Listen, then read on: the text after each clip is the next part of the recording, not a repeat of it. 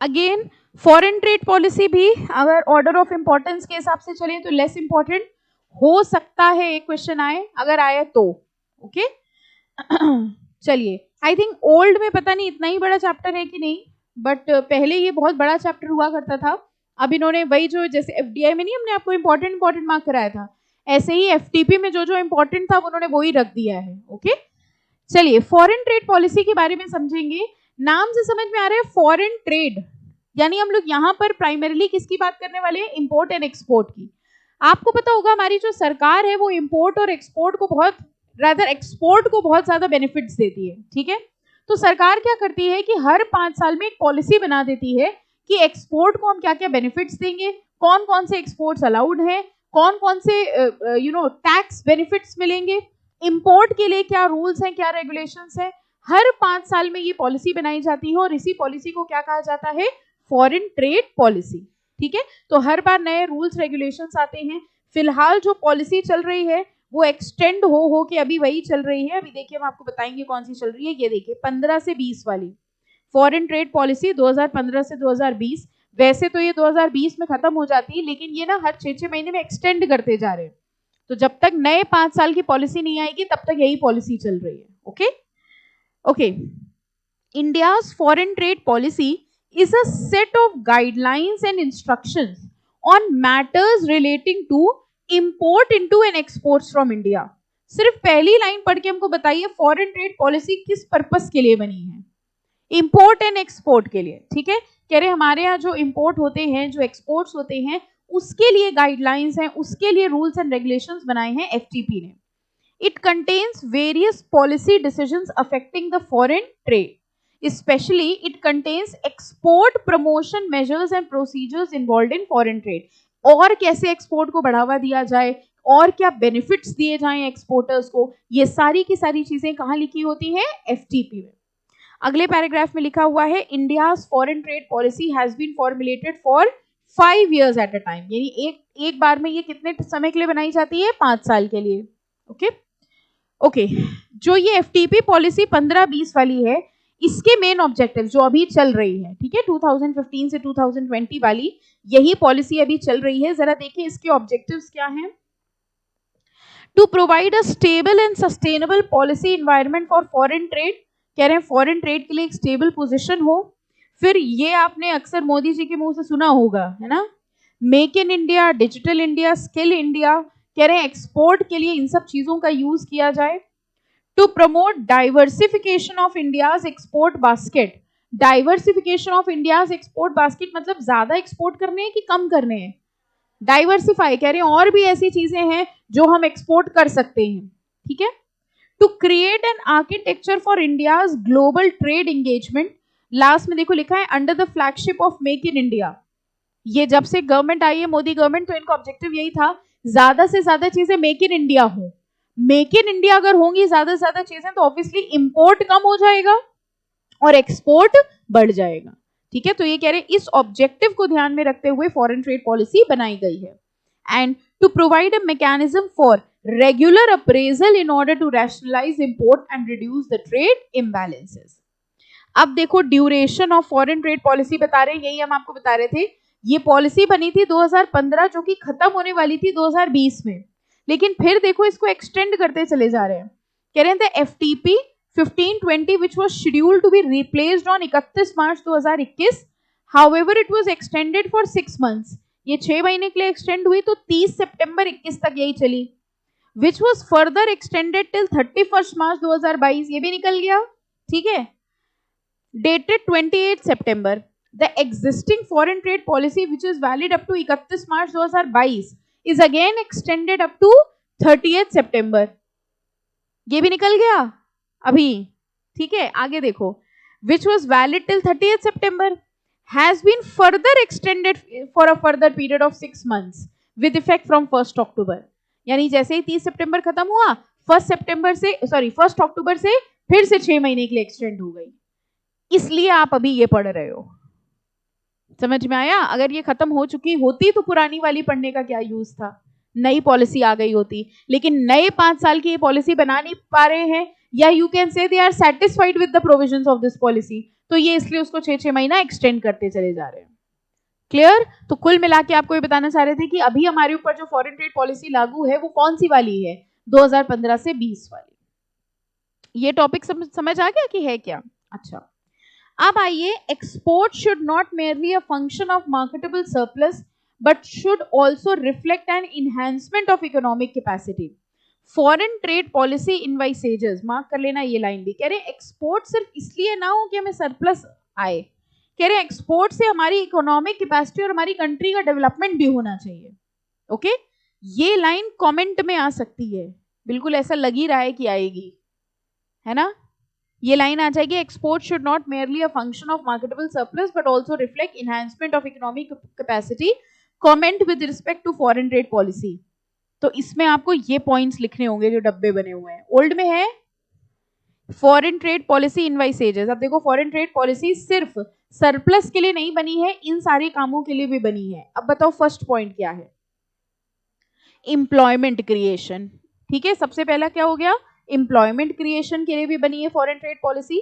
Zero defect product with a focus on quality and standard. ये समझो जरा, कह रहे हम लोग जो गुड्स एक्सपोर्ट करते हैं, देखो इंडिया में आप खराब माल बेचो कोई बात नहीं, है ना? जैसे होता है ना, घर में खराब चीज बन गई कोई बात नहीं, लेकिन जिस दिन गेस्ट आते हैं उस दिन आप क्या कोशिश करते हो? अच्छा से अच्छा बना के दिखाओ, वो कमी ना निकाल पाए।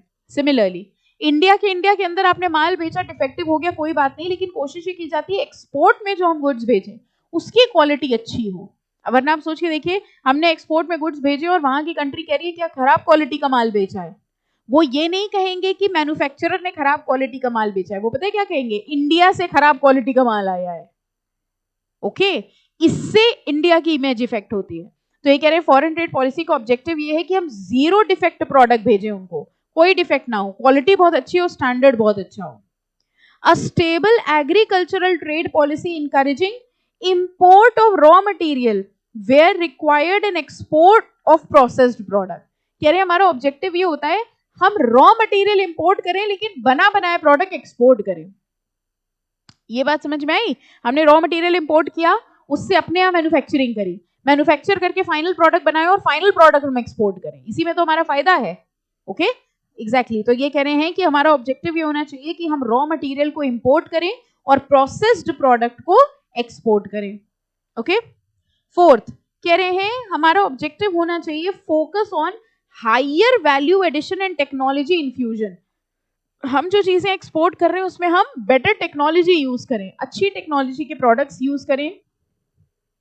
Investment in agriculture overseas to produce raw material for Indian industry. Okay, कि हम बाहर की कंट्रीज को इस तरह से इन्वेस्टमेंट्स दें, जैसे हमने बाहर की कंट्री को लेट से मशीन बेची, उस मशीन से वो वहां पे रॉ मटेरियल बना रहे हो और फिर हम वो रॉ मटेरियल खरीद रहे हैं। Are you understanding this point? For example, किसी कंट्री की सॉइल या ऑयल प्रोड्यूसिंग कंट्रीज है मान लो, ठीक है, अब ऑयल तो वही है ना, ऑयल थोड़ी यहाँ लेके आ सकते हैं, लेकिन हम उनको मशीन्स बेच सकते हैं। तो हमने उनको मशीन बेची कि तुम इससे ऑयल निकालो, ठीक है, और फिर वो ऑयल हम इंपोर्ट कर लेंगे। तो हमारा ऑब्जेक्टिव ये भी होना चाहिए कि हम ऐसे एरियाज में इन्वेस्टमेंट करें जिससे हम रॉ मटेरियल उन कंट्री से इंपोर्ट कर सकें। ये हमारे फॉरेन ट्रेड पॉलिसी के ऑब्जेक्टिव्स हैं। Okay, lower tariff on input and raw material. Lower tariff मतलब क्या हो गया? टैक्सेस।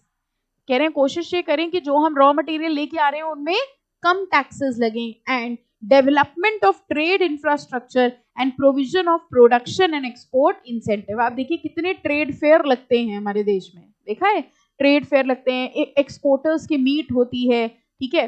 ये सब इसीलिए किया जाता है कि सरकार प्रमोट कर रही है, जिसको भी एक्सपोर्ट करना है उसको बहुत सारे बेनिफिट्स दे रखे हैं कि तुम एक्सपोर्ट करना चाहते हो करो, हम तुमको टैक्सेस से सारी छूट दे देंगे, क्योंकि हमारा ऑब्जेक्टिव ये है कि हम सरप्लस भी कमाएं और अपनी इकोनॉमी का डेवलपमेंट भी करें। एग्जाम पॉइंट ऑफ व्यू से अगर बात करें तो ये लाइन ध्यान रखिएगा, और ये हैं एफटीपी के ऑब्जेक्टिव्स। क्लियर? चले आगे। अब देखिए, ये foreign trade development and regulation act जो है उसके बारे में थोड़ा बहुत बताएंगे। इसमें डायरेक्टली यहाँ पे आ जाओ। कह रहे हैं इस एक्ट के दो ऑब्जेक्टिव्स हैं, facilitating import and augmenting exports from India. ये यही है foreign trade development and regulation act. Okay, ये दिया है क्या ओल्ड में? ना दिया हो तो कोई बात नहीं, कुछ खास नहीं है इसमें, इसमें कुछ खास मार्क नहीं करना था। अब आपको जो मार्क करना है वो यहाँ आ जाओ सीधे जनरल प्रोविजंस में, ये ओल्ड में दिया होगा, ठीक है। अब जो जो मार्क कराएंगे जितना उतना करके चलिएगा। General provisions regarding import and export में देखो सबसे पहली लाइन से आपको समझ में आ जाएगा, exports and import free unless regulated, मतलब नॉर्मली कह रहे हैं जो एक्सपोर्ट और इंपोर्ट है वो फ्री हैं, उनमें टैक्स नहीं लग रहा है, लेकिन अगर सरकार ने कोई कैटेगरी क्रिएट कर दी है कि उसमें इतना टैक्स लगेगा तो लगेगा, अदरवाइज फ्री है, ठीक है। Export and import shall be free except when regulated by prohibition और रिस्ट्रिक्शन। तो अगर उन पे प्रोहिबिशन लगा दिया, रिस्ट्रिक्शन लगा दिया तो टैक्स नहीं लगेगा, तो टैक्स लगेगा, अदरवाइज नॉर्मली हम ये मान के चलेंगे कि जो इंपोर्ट और एक्सपोर्ट है वो क्या होंगे, फ्री, ठीक है, फाइन। सेकेंड पॉइंट में कह रहे हैं further there are some items which are free for import export but subject to conditions, कह रहे हैं इसके अलावा सरकार कंडीशंस लगा सकती है कि अगर आपने ये कंडीशंस पूरी करी तो आपने जो एक्सपोर्ट करा होगा हम उस पर टैक्स फ्री कर देंगे। First point is clear, export and import are free unless regulated. Any doubt? चलें आगे, ओके। ये देखो क्या है, इंडियन ट्रेड क्लासिफिकेशन ITC-HS, कह रहे हैं हम जितने भी गुड्स एक्सपोर्ट करते हैं और इंपोर्ट करते हैं ना उनको हमने कोड नंबर दे दिया है। जैसे मान लीजिए हम कोई चीज इंपोर्ट कर रहे हैं, लेट्स से क्लॉथ इंपोर्ट कर रहे हैं, तो उस क्लॉथ को हमने एक सिस्टम के थ्रू कोड नंबर दे दिया। जैसे हम ये नहीं कहते हमने क्लॉथ इंपोर्ट किया, लेट्स से उसका कोई कोड नंबर है IC0023, ठीक है, उससे उस प्रोडक्ट की पहचान होगी। तो इसके लिए इन्होंने एक पूरा सिस्टम बनाया है जिस सिस्टम को हम कहते हैं Indian trade classification harmonise system, और इसके अंदर हर प्रोडक्ट का एक नंबर होगा, okay. ITC-HS is a compilation of code for all the goods for export and import. Goods are classified based on their group or subcategory, 2 digit, 4 digit, 6 digit और 8 digit। जैसे आप ऐसे समझो जैसे हम लोग हर कंपनी को उसके सिन नंबर से जानते हैं, तो आप किसी को भी ये नहीं बोलोगे रिलायंस कंपनी, आप उसका सिन नंबर बताओगे। सिमिलरली इंपोर्ट एंड एक्सपोर्ट में जितने गुड्स होते हैं उन सबको एक कोड नंबर दे दिया गया, ठीक है। अब आप ये नहीं कहोगे कि हम ऑयल एक्सपोर्ट कर रहे हैं या हम क्लॉथ एक्सपोर्ट कर रहे हैं, आप सीधे उसका वो नंबर जो है वो बोलोगे, कोड नंबर, और वो कोड नंबर देने का जो सिस्टम होता है ना उसको बोला जाता है ITC-HS। देखो लिखा हुआ है अगले पॉइंट में, it is a 6 digit level with international harmonise system goods nomenclature maintain by world custom organisation. All over world का ये एक सिस्टम है जिसके थ्रू हर गुड्स को एक नंबर, यूनिक नंबर दे दिया जाता है। क्लियर? ओके, बस इतना ही मार्क करना। अब आइए compliance of import with domestic law, बताओ हेडिंग से क्या समझ में आ रहा है? सिर्फ हेडिंग पढ़ लो। कह रहे हैं हम इंपोर्ट कर सकते हैं लेकिन उसके लिए हमें यहाँ के जो लॉ हैं, रूल्स एंड रेगुलेशंस हैं, उनको हमें फॉलो करना पड़ेगा। इसके बाद मार्क करो, इंपॉर्टेंट मार्क करिए IEC, importer and exporter code number. अभी जैसे हम लोग देख रहे थे हर गुड्स को एक यूनिक नंबर दिया गया है, बिल्कुल वैसे ही जो भी इंपोर्टर होते हैं, जो भी एक्सपोर्टर होते हैं, उनको भी एक यूनिक नंबर दिया जाता है। यानी आप अपने गुड्स इंपोर्ट या एक्सपोर्ट तभी कर सकते हैं अगर आपके पास ये यूनिक आइडेंटिफिकेशन नंबर हो। जैसे आपका स्टूडेंट रजिस्ट्रेशन नंबर होता है, बिल्कुल वैसे ही हर इंपोर्टर और एक्सपोर्टर को एक नंबर लेना पड़ता है जिसको हम लोग क्या कहते हैं, IEC नंबर, ओके। कह रहे हैं ये एक 10 डिजिट कोड होता है allotted to a person that is mandatory for undertaking export और इंपोर्ट। यानी अगर आप एक्सपोर्ट इंपोर्ट करना चाहते हैं तो पहले आपको ये नंबर लेना पड़ेगा, okay. With a view to maintain the unique identity of an entity consequent upon introduction implementation of GST, IEC will be equal to PAN। अब समझ आए, जैसे PAN होता है आपका यूनिक नंबर, हर ट्रांजैक्शन में आप PAN कोड करते हो, वैसे इंपोर्टर एक्सपोर्टर को हर ट्रांजैक्शन में क्या कोड करना पड़ता होगा, IEC नंबर। कर लिया मार्क, ओके। इसके बाद मार्क करिए, ये सब ना बता रहे हैं कि अब कैसे, देखो मार्क मत करना, सिर्फ हम रीड करा रहे हैं। कह रहे हैं IEC के लिए एप्लीकेशन हमें मैनुअली फाइल करनी पड़ती है, ठीक है, फिर उसमें कोई डेफिशिएंसी होंगी तो वो सब ठीक करके हम ऑनलाइन अपलोड, मतलब this is the process of getting IEC number लेने का प्रोसेस है, इसमें ज़्यादा की जरूरत नहीं है। फिर ये डॉक्यूमेंट्स हैं, देखो आईईसी लेने के लिए हमें कौन कौन से डॉक्यूमेंट देने पड़ते हैं, हमको पैन देना पड़ेगा, एड्रेस प्रूफ देना पड़ेगा, सिन नंबर देना पड़ेगा, बैंक अकाउंट डिटेल्स देने पड़ेंगे। जब ये सारे डॉक्यूमेंट्स आप दे देंगे तो हमको क्या अलॉट हो जाएगा, आईईसी नंबर। ये मार्क कर लो, आईईसी नंबर एग्जेम्प्टेड कैटेगरी, ऊपर लिखा है ना नो एक्सपोर्ट और import without IEC. Normal rule तो ये कहता है कि बिना आईईसी नंबर के इंपोर्ट एक्सपोर्ट नहीं हो सकता, लेकिन कुछ कैटेगरीज ऐसी होती हैं जिसमें बिना आईईसी नंबर के भी हम इंपोर्ट एक्सपोर्ट कर सकते हैं। और ये देखो नीचे इन्होंने कैटेगरीज दी हुई हैं, फर्स्ट वाला छोड़ के बाकी तीन कर लो। फर्स्ट वाला क्यों छुड़वाया, जरा पढ़ के देख लो एक बार। इनको लग रहा है कि हम लोग को पूरी पॉलिसी रटी हुई है।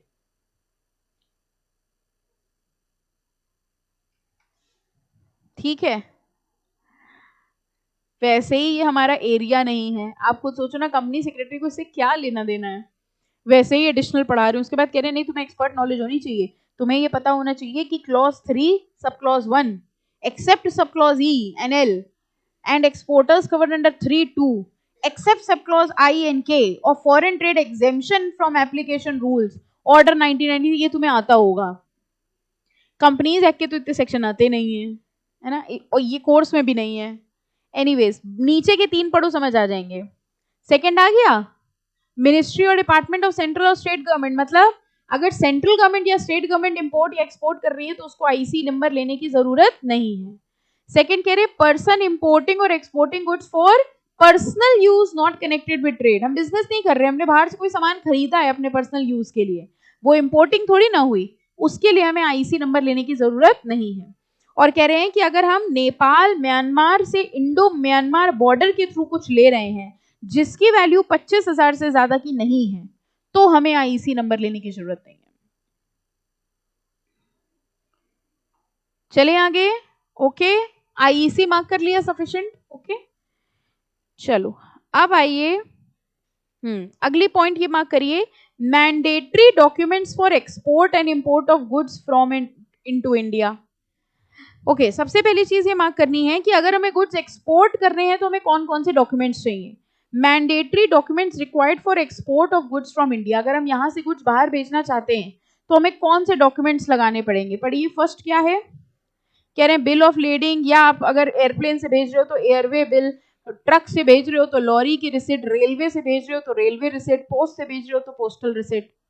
ठीक है, दूसरा कमर्शियल इनवॉइस जो आपका बिल होगा वो, तीसरा shipping bill, bill of export या पोस्टल बिल ऑफ एक्सपोर्ट। इन डॉक्यूमेंट्स की आपको रिक्वायरमेंट होती है जब आप एक्सपोर्ट करेंगे। बहुत डिटेल में इनमें मत जाना, ठीक है, क्योंकि पहले भी आपको लग ही रहा होगा पढ़ के कि ये आपके एरिया का है नहीं। अब इंपोर्ट एक्सपोर्ट में भी बहुत डिटेल, ये सब ना बहुत डिटेल चीजें होती हैं, शिपिंग बिल है, bill of export, these are very detail topics, okay.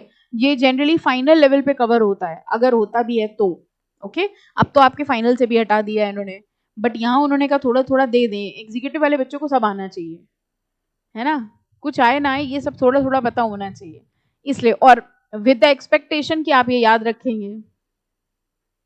तो ये तीन डॉक्यूमेंट्स हैं जो एक्सपोर्ट करने के लिए जरूरी होते हैं, और इंपोर्ट के लिए देख लो ऐसे ही तीन, bill of leading, commercial invoice या बिल ऑफ एंट्री। ये तीन डॉक्यूमेंट्स होते हैं जो इंपोर्ट के लिए जरूरी होते हैं, ठीक है। ऊपर वाले दोनों देखो सेम है, थर्ड वाले में एक्सपोर्ट में कौन सा है, बिल ऑफ एक्सपोर्ट, और इसमें कौन सा होगा, बिल ऑफ एंट्री। आ रहे हैं ना गुड्स तो बिल ऑफ एंट्री। बस ये दो चीजें मार्क कर लीजिएगा। इसके बाद है प्रिंसिपल्स ऑफ रिस्ट्रिक्शन, ये दिया है ओल्ड में। प्रिंसिपल ऑफ रिस्ट्रिक्शन का एक टॉपिक मार्क कर लीजिए, कह रहे हैं डीजीएफटी जो डिपार्टमेंट है इसका, impose restriction on export and import necessary for, मतलब ये कह रहे हैं कि वैसे तो इंपोर्ट और एक्सपोर्ट अलाउड होते हैं, लेकिन अगर गवर्नमेंट चाहे तो इन क्राइटेरिया के बेसिस पे रिस्ट्रिक्शन लगा सकती है, ठीक है। एक दो हम पढ़ा दे रहे, दो तीन अपने आप पढ़ लो, जैसे देखो इजी वाले में आपको बता दे रहे, ये पॉइंट देखिए, for protection of public moral and to maintain public order. समझ गए, मतलब अगर अपनी कंट्री में हम लॉ ऑर्डर मेंटेन करना चाह रहे हो, उस चक्कर में अगर हम इंपोर्ट एक्सपोर्ट रोकना पड़े तो हम रोक सकते हैं, ठीक है। प्रोटेक्शन ऑफ ह्यूमन, एनिमल और प्लांट लाइफ और हेल्थ, ओके। इसी तरह एक जैसे देखो पहला वाला था, हाँ, on export of foodstuff और other essential product for preventing relieving critical shortage. ये बताओ क्या हुआ? जैसे कई बार होता है ना, अपनी कंट्री में शॉर्टेज चल रही है फूड स्टफ की, ऐसे में एक्सपोर्ट पे रोक लगा दी जाती है कि भाई हमारी कंट्री के लोगों के लिए तो हो नहीं रहा है, एक्सपोर्ट कहां करोगे? ठीक है, ऐसे 2-3 पॉइंट्स और पढ़ लीजिए। ये रिस्ट्रिक्शंस लगाई जा रही है इंपोर्ट एक्सपोर्ट पर।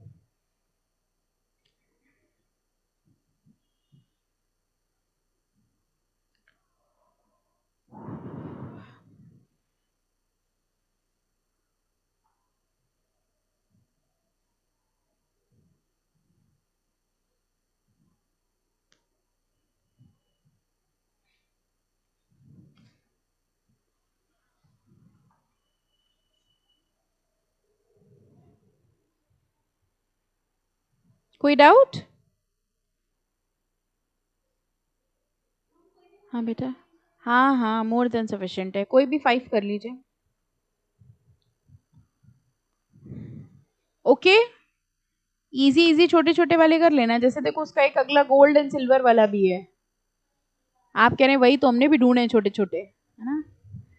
वो तो आपके कहने के पहले ही हम कर चुके थे, इसी से तो पढ़ना शुरू किया हम लोगों ने, है ना? जो छोटा है वही पढ़ लिया।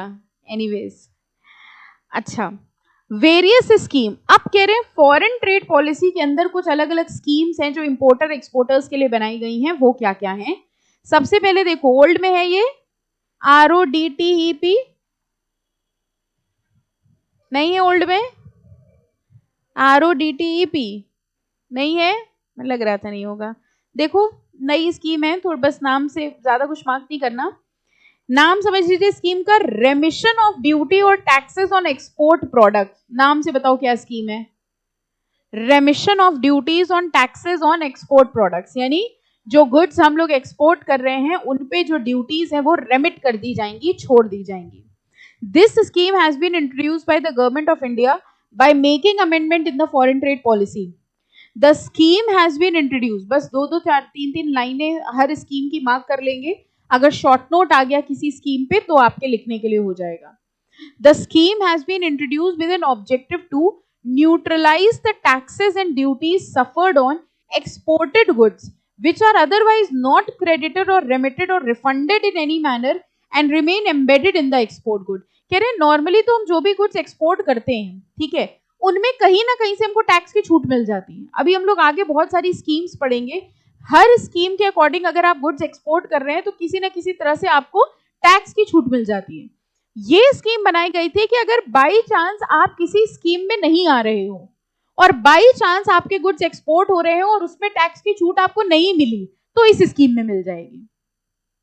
Are you understanding? वैसे हर गुड्स जो आप एक्सपोर्ट कर रहे हो उसमें टैक्स की छूट मिल जाती है, इसके लिए अलग अलग स्कीम्स हैं, अभी आगे हम लोग पढ़ेंगे इसी चैप्टर में। फिर उन्होंने कहा कि लेकिन कई बार ऐसा होता है, मान लीजिए कोई एक्सपोर्टर है, उसके गुड्स को उन स्कीम्स में छूट नहीं मिल पाई, या उसको रिफंड नहीं मिला, या उसकी ड्यूटी जो उसने टैक्स का पेमेंट किया था वो वापस नहीं आया, ओके, तो वो इस स्कीम के अंदर अपना रिफंड क्लेम कर सकता है।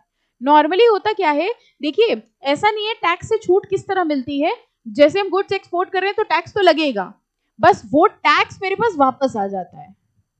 बात समझ में आई? टैक्स छूट नहीं कर देंगे, टैक्स आप दोगे, बाद में वो टैक्स आपके पास पैसा आ जाएगा, क्रेडिट हो जाएगा, okay.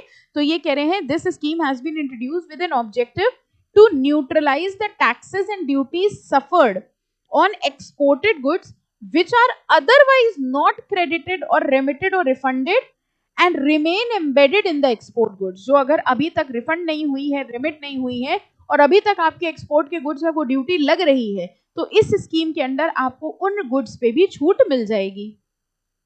The scheme provides for rebate of all hidden central state local duty taxes on the goods exported which have not been refunded under any other existing scheme। ये बात समझ में आई? अब मान एक छोटा सा एग्जांपल लेके चलते हैं, मान लीजिए एक गुड है, ठीक है, कोई मेरा ये पेन है, इस पेन पे मान लो एक जीएसटी लग रहा है और एक कोई लोकल टैक्स लग रहा है, ठीक है। अब जीएसटी भी हम दे रहे हैं, लोकल टैक्स भी दे रहे हैं, और इस पेन को हम एक्सपोर्ट करते हैं। अब किसी स्कीम के हिसाब से ये लिखा है कि अगर आप गुड्स एक्सपोर्ट करेंगे तो आपको जीएसटी का क्रेडिट मिल जाएगा, तो हम जब ये पेन एक्सपोर्ट करते हैं तो हमें जीएसटी का क्रेडिट तो मिल जाता है, लेकिन हमने बोला जो इस पे लोकल टैक्स लगा है 2 रुपए का, उसका हमको रिफंड नहीं मिल रहा है। तो उन्होंने कहा नहीं, जीएसटी का ही रेमिट हो सकता है उस स्कीम के अंदर, लोकल टैक्स का कोई स्कीम नहीं है। अब बताओ लोकल टैक्स का रिफंड हमको मिल सकता है, इस स्कीम के अंडर मिल जाएगा। तो पहले क्या हो रहा था, बहुत सारे ऐसे छोटे छोटे हिडन टैक्सेस थे, ओके उन हिडन, जैसे हम लोग कोई भी प्रोडक्ट खरीदते हैं ना, उसमें लिखा था इंक्लूसिव ऑफ ऑल टैक्सेस, उसमें कोई एक तरीके का टैक्स नहीं लगा होता, कई सारे लगे होते हैं। तो ये कह रहे हैं जिस जिस टैक्स के रिफंड के लिए सेपरेट स्कीम्स बनी है उसके तो आपको रिफंड मिल जाएगा, लेकिन ऐसे हिडन टैक्सेस जिनके लिए कोई सेपरेट स्कीम नहीं बनाई गई है उन टैक्स का भी हम आपको रिफंड दे देंगे, और उन सबके लिए ये ओवरऑल स्कीम बना दी गई RODTEP। क्लियर, बात समझ में आ गई सबको? Any confusion? ओल्ड वाले भी याद कर लेना, क्योंकि न्यू पॉलिसी है ना, 2021 में आई है अभी। चलिए ये लाइन देखो, इससे क्लियर हो जाएगा। The schemes objective is to refund currently unrefunded, समझ आया? जो अभी तक ड्यूटीज, टैक्सेस, लेवीज या इनडायरेक्ट टैक्स जो अभी तक रिफंड नहीं हो रहे थे, उन सबको भी रिफंड करने के लिए ये एक बड़ी स्कीम बना दी गई है। ओके चलिए नेक्स्ट आइए, स्टेटस होल्डर टॉपिक पे आ जाओ। अब स्टेटस होल्डर समझिए क्या है, जब थक जाना तो बता देना, ठीक है? तुरंत नहीं थक गए है ना, एकदम से निकला हाँ बस थकी तो गए, आराम आराम से चलेंगे, कोई जल्दी नहीं है। It's not that I have to finish the chapter, वैसे भी फिनिश नहीं होगा। जहां आपको लगे कि दिमाग बंद हो गया, ठीक है, सिर्फ कान चल रहे हैं, दिमाग बंद बहुत पहले हो गया था, ठीक है, तो हमको बता देना है। अच्छा अब आप कह रहे हैं हमारा तो स्टेज ही अलग है, हमारे कान भी बंद हो चुके हैं ना, दिमाग तो हमारा SLCM में ही बंद हो गया था, और जब से आपने EBCL शुरू करी दिमाग, दिल, कान सब बंद हो गया है ना। स्टेटस होल्डर, ठीक है, देखो स्टेटस होल्डर का मतलब क्या होता है, एक्सपोर्टर को बेनिफिट्स मिलते हैं, रिफंड मिलता है, सब मिलता है, लेकिन एक्सपोर्टर में भी सरकार कहती है जो सबसे ज्यादा एक्सपोर्ट करेगा हम उसको ज्यादा बेनिफिट्स देंगे, और जो कम एक्सपोर्ट करेगा हम उसको कम बेनिफिट देंगे। अब ज्यादा एक्सपोर्ट और कम एक्सपोर्ट के लिए इन्होंने कैटेगरी बना दी है स्टेटस होल्डर। स्टेटस होल्डर का मतलब समझिए, 5 star, 4 star, 3 star, 2 star. 5 star category का एक्सपोर्टर कौन होगा, जो सबसे ज्यादा एक्सपोर्ट करता होगा, और अगर वो सबसे ज्यादा एक्सपोर्ट करता होगा तो सबसे ज्यादा बेनिफिट्स हम उसको देंगे। इनको कहा जाता है स्टेटस होल्डर, ठीक है, यानी एक्सपोर्टर्स को उनके एक्सपोर्ट के हिसाब से हमने कैटेगराइज कर दिया। देखिए कह रहे हैं स्टेटस होल्डर्स वो एक्सपोर्टर्स होते हैं, they are the business leaders who have excelled in international trade and have successfully contributed to countries foreign trade। अगले पैराग्राफ में देखो ये लाइन समझ में आई आपको, all the exporters having an IEC number shall be eligible for recognition as a status holder। बताइए status holder यानी बड़े एक्सपोर्टर बनने के लिए सबसे पहली रिक्वायरमेंट क्या है, IEC नंबर होना चाहिए आपके पास, ठीक है। यहां पर देखिए जरा, कह रहे हैं इसकी category 1 star export house. 1 star export house होगा अगर आपकी एक्सपोर्ट परफॉर्मेंस कितनी थी, $3 मिलियन। अगर $3 मिलियन का एक्सपोर्ट किया है तो आप 1 स्टार कैटेगरी में हो, $25 मिलियन का किया है तो आप 2 स्टार की कैटेगरी में हो। जरा लास्ट वाला देखो, अगर $2000 मिलियन का आपने एक्सपोर्ट किया है तो आप 5 स्टार एक्सपोर्ट हाउस की कैटेगरी में हो, और जाहिर सी बात है सबसे ज्यादा बेनिफिट किसको मिलेगा, 5 स्टार एक्सपोर्ट हाउस को। ठीक है, समझ आ गया स्टेटस होल्डर?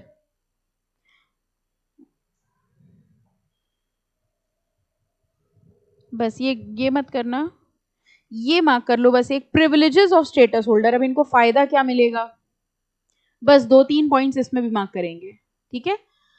ये जो स्टेटस होल्डर है इनको फायदा क्या मिल रहा है, कह रहे authorization and custom clearance for both import and export में भी granted on self declaration basis. सिर्फ नाम से समझने की कोशिश करो, कस्टम क्लियरेंस समझते हो, कस्टम अथॉरिटी से क्लियरेंस मिल रही है, अप्रूवल मिल रही है आगे जाने की।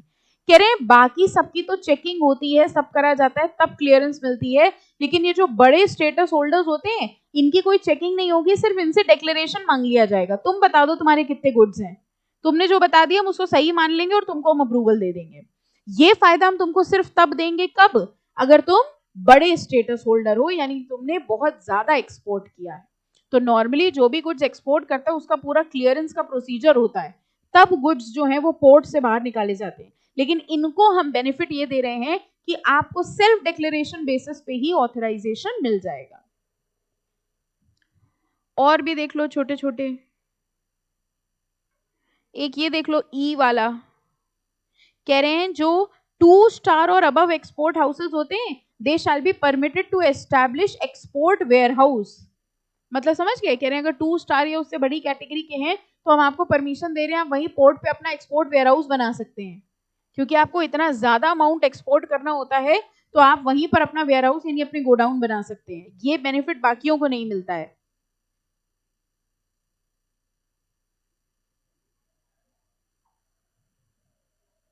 ये वाला देखो जी,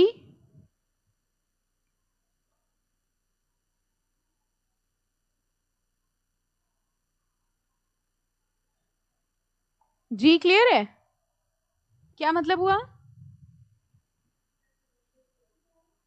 कह रहे हैं कि इनको प्रायोरिटी दी जाएगी और प्रेफरेंशियल ट्रीटमेंट दिया जाएगा कंसाइनमेंट हैंडलिंग में।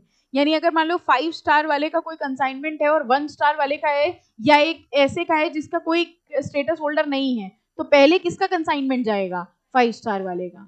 कह रहे कंसाइनमेंट हैंडलिंग और शिपिंग इन सब में सबसे प्रायोरिटी दी जाएगी स्टेटस होल्डर्स को। ठीक है, इसी तरह सी वाला है, 3-4 मार्क कर लो। कह रहे हैं नॉर्मली जो एक्सपोर्टर्स होते हैं उनको बैंक गारंटी देनी पड़ती है, लेकिन ये जो स्टेटस होल्डर्स हैं इनको बैंक गारंटी देने की रिक्वायरमेंट नहीं है। तो बस स्टेटस होल्डर क्या होते हैं ये याद कर लेना, और इनके ये बेनिफिट्स 3-4 मार्क कर लेना। Any doubt? पक्का? थक गए? धीरे धीरे बैटरी डाउन हो रही है, पढ़ाएं कि ना पढ़ाएं? थोड़ा सा और? अब इतना बर्दाश्त कर लिया तो नहीं और क्या, बर्दाश्त ही तो कर रहे हो। 5 मिनट का ब्रेक ले लो हैं। ये बेटा गंदे चैप्टर तभी तो लास्ट में करा रहे हैं। हाँ ये गंदे चैप्टर्स हैं, फॉरेन की चीजें कभी हम लोग को समझ नहीं आती, कभी जाना है नहीं, कभी मतलब है नहीं। इंडिया का तो समझ नहीं आता, पल्ले नहीं पड़ता, ये सब क्या समझ में आएगा। तो बच्चों के साथ प्रॉब्लम है, जहाँ ये फेमा के भाई बहन शुरू होते हैं, हाँ बस ये यही हालत रहती है। हाँ अभी अभी वही बेनामी करा लो, ठीक है, मनी लॉन्ड्रिंग करा लो, इंटरेस्ट लेवल देखो, अरे 1 घंटा क्या 2 घंटा पढ़ाई है। क्राइम करा लो, जब स्टेजेस ऑफ मनी लॉन्ड्रिंग पढ़ रहे थे कितनी मजा आ गई थी, बस करने का ही मन हो गया था, है ना। और फॉरेन वाले चैप्टर होते हैं ये थोड़े कम कम, अच्छा इंपॉर्टेंस भी कम है। अगर मान लो ये होता है जैसे ना 25 नंबर का आना एफटीपी, तो फिर भी आप थोड़ा अटेंशन दे देते कि अरे नहीं कुछ भी करके पढ़ना ही पढ़ना है, बट रिलेटिवली इंपॉर्टेंस भी कमी है, एक आधा क्वेश्चन ही इससे पुटअप होगा, इसलिए इंटरेस्ट लेवल, अच्छा इंटरेस्ट लेवल बच्चों का वहीं से कम हो जाता है। हम सोच रहे हैं अगले बैच से हम स्टार्टिंग में बताएंगे, हम कहते हैं 50 नंबर का पेपर इसी से आएगा, फिर लास्ट में बताएंगे जो चैप्टर आपने बहुत ध्यान से पढ़ा उससे सिर्फ एक क्वेश्चन आएगा। चलो क्या किया जाए, पढ़ें कि कल करें? जैसा आप बताओ, फिनिश हो जाए कल, फिनिश हो जाएगा, थोड़ा ही सा बचा है, 2-3 स्कीम्स हैं बस, कल कर लें। इतना पहले भर लो, है ना, ढक्कन बंद करके ले जाना घर, उछलते हुए ना जाना, गिर जाएगा बाहर। ठीक है कल हो जाएगा, बस 2-3 टॉपिक्स हैं इसमें, 2-3 स्कीम्स और हैं, देन वे अच्छा चैप्टर भी पूरा फिनिश हो जाता है तो आपको और बर्डन लगने लगता है, एक और फिनिश, अभी ये कल ही तो फिनिश हुआ है, एक और फिनिश हो गया। चलो ठीक है, we will keep a short class of this, कल we will finish with this chapter, okay. इसके बाद एक चैप्टर बचेगा आपका ओडीआई।